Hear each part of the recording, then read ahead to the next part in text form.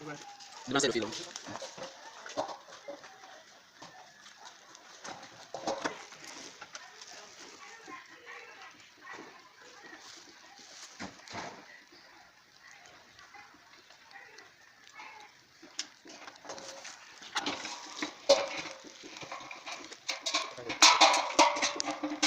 Non, c'est...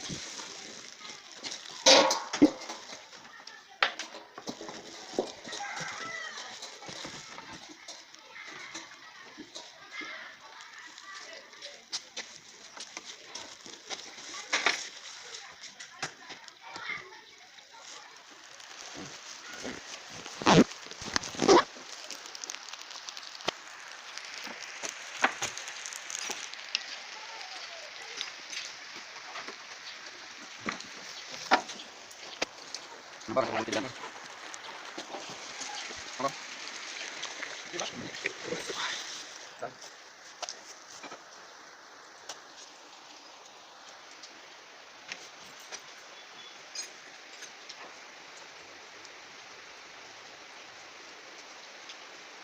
C'est bien.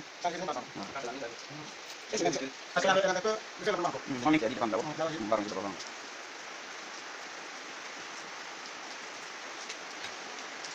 Je vais appeler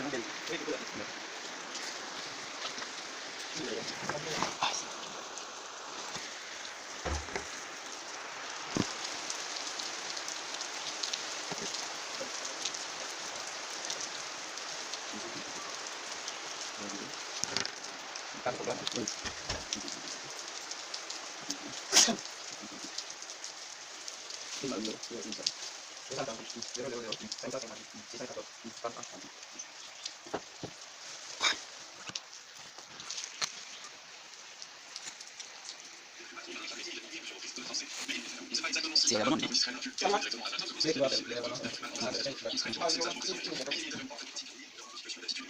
Le temps qu'il y a avec le ballon.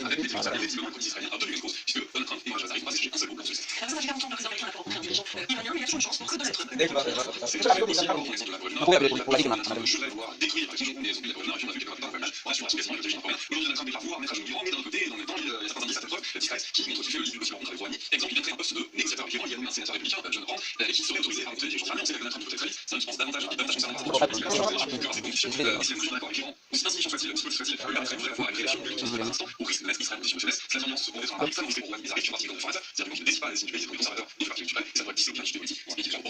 J'en ai merci à vous, Pasteur. Et cette possibilité d'une rencontre entre Zarif ou Rohani, et vous l'avez dit, au nom du G7 à Biarritz, un sommet notamment consacré le succès de l'info connecté réellement, avec des souvenirs signé Christian Léa, son consultant diplomatique et temps de retrouver Madame Oliver. Tout a été dit, ou presque, sur le premier sommet du G7 à Biarritz, aujourd'hui, magnifique, le code pour les autres. Maintenant, quand on passe au résultat, on s'aperçoit qu'il y a des indicateurs sur le réchauffement climatique, la guerre commerciale entre les États-Unis et la Chine, avec laquelle on a participé des riches et des commerciales qui pourraient déboucher sur une récession économique mondiale. Et puis surtout, au début du parachutage surprise à Biarritz, le ministre iranien des Affaires étrangères, Mohammad Javad Zarif, qui n'a aucun réel pouvoir. Alors, on nous a parlé, il y a un consensus du G7 pour dire que le régime iranien ne doit en aucun cas disposer d'armes nucléaires. C'est pas franchement nouveau. En même temps, le président iranien fait son apparition à la télévision iranienne pour le dire, il était ouvert au dialogue avec les États-Unis et le bloc occidental. Le président américain a réitéré ses conditions pour toute négociation. L'Iran ne doit pas se doter d'armes nucléaires. Et la nation travaille à la stabilité. À ça, il est important de savoir que les Kurdes, c'est super. Je travaille juste dès que vous êtes à la télé, ils sont venus, ils ont fait votre activité, ils ont trouvé la sauce de vente, vous aimez les autres. Ok. D'accord. Vous pouvez donner un petit minutes, ça c'est juste pour les ça. Ah oui, comment alors, bonjour. Ok, je m'appelle Mandelo, PDG de l'Institut pour Service. Nous avons notre partie de l'appel pour Service en Afrique et au Libre, c'est pour Service. Maintenant, vous avez appris avec qu'on puisse venir résoudre le problème de votre canal. Donc, les techniques, nous avons résoudre le problème, vous savez par rapport à ça. Je suis très très satisfait. Ça fait quelques jours que je n'arrive pas à y arriver. Et aujourd'hui, je suis vraiment satisfait de ce que je viens de voir. Et quand notre service à votre présent. Peut-être je vais, si nous voyons des problèmes, parce que vous n'avez pas de votre contact avec moi, je fais tout pour dire qu'il y avait des comptes très précis, voilà, j'ai fait notre travail. Merci. Donc, merci. J'ai pas réussi.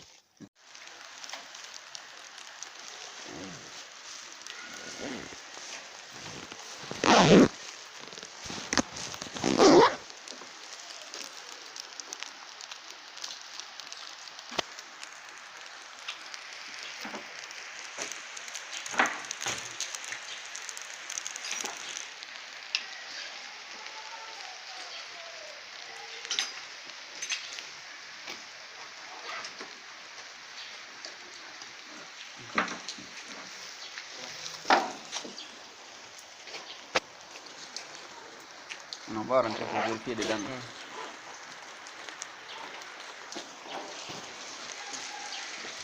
Encore. Je branche. Branche.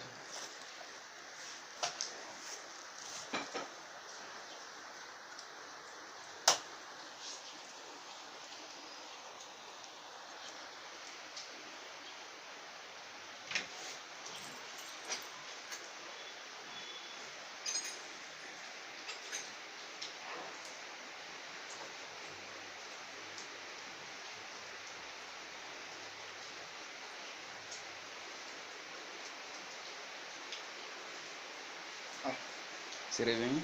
Ça ne faisait même pas ça. Ah. Quand c'est la mise à jour. Et c'est même ça. Parce qu'elle avait peur de faire l'abonnement encore. C'est moi-même qui a dit d'attendre d'abord. D'arranger. On va arranger d'abord avant.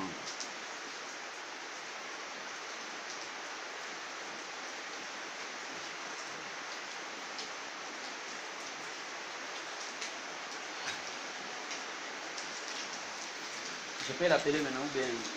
Oui, tu peux l'appeler. D'accord.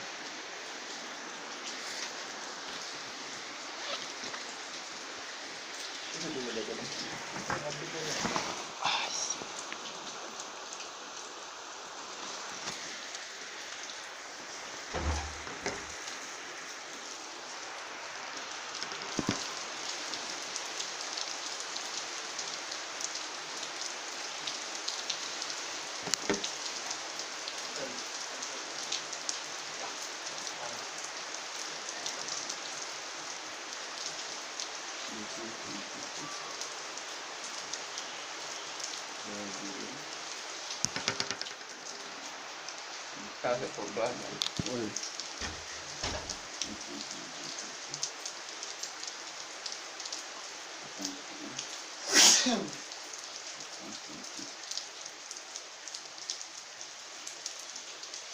Dites-moi le numéro.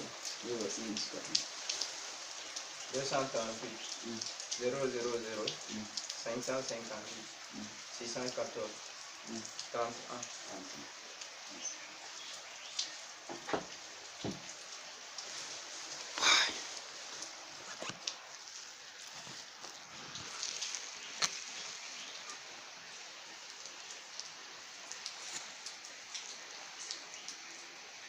Macron, il y en a un qui a appelé immédiatement et à plusieurs reprises Donald Trump, c'est Benjamin Netanyahu. On ne sait pas exactement si il y avait abonnement le dedans. police israélien a pu téléphoner directement à Donald Trump. Ce que l'on sait, Dès c'est qu'il qu'il va a faire bénéficié de le l'aide réabonnement, ça de va David sortir. Friedman, Ça, ambassadeur des c'est le chaîne États-Unis en gratuit. Israël, qui aurait passé le message au président américain.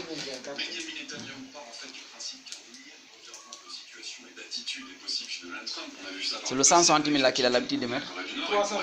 Avec le ballon, non? Avec les dirigeants Ah, israéliens, mais visiblement le Premier ministre israélien a obtenu gain de cause puisque Donald Trump et Mohammad Javad Zarif n'ont pas échangé un seul mot lors de ce G7.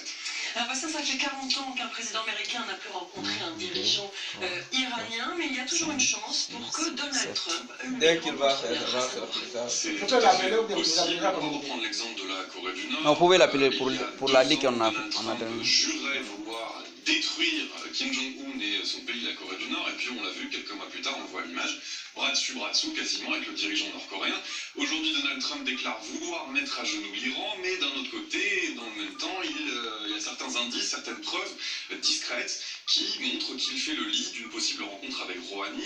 Exemple, il vient de créer un poste de négociateur avec l'Iran. Il y a nommé un sénateur républicain, John Rand, et qui serait autorisé à rencontrer les dirigeants iraniens. On sait qu'avec Donald Trump, tout peut aller très vite. C'est un homme qui pense davantage, qui est davantage concerné par sa D'accord, pas de propre politique à la problème. prochaine Laissez élection tomber. que par ses convictions. Je vais gérer. Et si la conclusion d'un accord avec l'Iran, aussi insignifiant soit-il, aussi petit soit-il, lui permettrait et ouvrait la voie à une réélection, nul doute qu'il n'hésiterait pas un instant au risque de mettre Israël en position de faiblesse. Cela dit, en Iran, ce pourrait être un pari extrêmement risqué pour Rouhani et Zarif, qui font partie du camp des réformateurs, c'est-à-dire du camp qui ne décide pas à la destinée du pays, c'est le camp des conservateurs dont fait partie le guide suprême, et cela pourrait disloquer un échiquier politique dans un pays qui est déjà au bord du gouffre économique. Comme vous dites avec Donald Trump, on le sait, Jamais, merci beaucoup Bastien. Et cette possibilité d'une rencontre Trump-Zarif ou Trump-Rouhani est née, vous l'avez dit, au moment du G7 à Biarritz, un sommet que le gouvernement français a qualifié de succès. Mais dans le fond, qu'en est-il réellement? Analyse du sommet 2019 signé Christian Mallard, notre consultant diplomatique. Il est temps de retrouver Mallard en liberté. Tout a été dit, ou presque, sur le dernier sommet du G7 à Biarritz. Joli coup politique ou diplomatique d'Emmanuel Macron pour les uns, magnifique coup de com' pour les autres. Maintenant, quand on passe au peigne fin des résultats, on s'aperçoit qu'il n'y a pas d'avancée, de percée significative sur les dossiers les plus sensibles, que sont le réchauffement climatique, la guerre commerciale entre les États-Unis et la Chine, avec laquelle on n'a pas dissipé les risques de guerre commerciale qui pourraient déboucher sur une récession économique mondiale. Et puis surtout l'Iran. En dépit du parachutage surprise à Biarritz du ministre iranien des Affaires étrangères, Mohammad Javad Zarif, qui n'a aucun réel pouvoir. Alors Donald Trump nous a parlé d'un consensus du G7 pour dire que le régime iranien ne doit en aucun cas disposer de l'arme nucléaire. Ce n'est pas franchement nouveau. Dans le même temps, le président iranien a fait son apparition à la télévision iranienne pour nous dire qu'il était ouvert au dialogue avec les États-Unis et le camp occidental. Le président américain a réitéré ses conditions pour toute négociation. L'Iran ne doit pas se doter de l'arme nucléaire. Et il n'aime pas que les autres. En nation, travailler à la stabilité de la...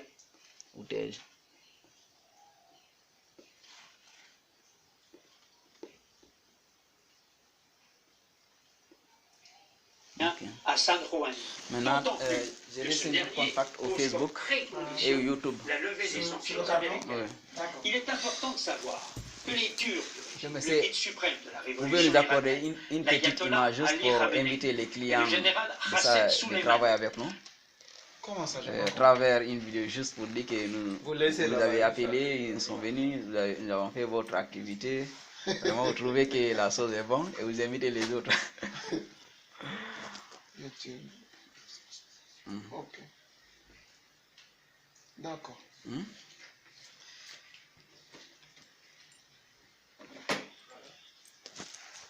Vous pouvez donner, même si c'est 1 minute de ça, ou 30 secondes, juste pour lui montrer une satisfaction. Ok, pas de problème. Hein? Pas de problème. Ok. Mon ami, prends-moi la vidéo entre vous et moi. Dans ce cas, on va poser la question. Oui. Alors, bonjour. Bonjour, monsieur. Ok, je m'appelle Mohamed Bailo, PDG de l'entreprise People Service. Nous avons notre page Facebook qui s'appelle People Service.Africa et au YouTube People Service. Maintenant, vous nous avez appelé afin qu'on puisse venir résoudre le problème de votre canal. Mon technicien et moi, nous avons fini de résoudre le problème. Êtes-vous satisfait par rapport à ça? Je suis très satisfait parce que ça fait quelques jours que je n'arrive pas à regarder le canal. Et aujourd'hui, je suis vraiment satisfait de ce que je viens de voir. D'accord, merci.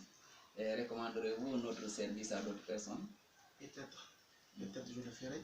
Si mes voisins ont des problèmes, parce que maintenant j'ai votre contact avec moi, je ferai tout pour leur dire qu'il y avait des bons techniciens pour arranger notre canal. D'accord, merci beaucoup. De rien. Merci. Je n'ai pas réussi.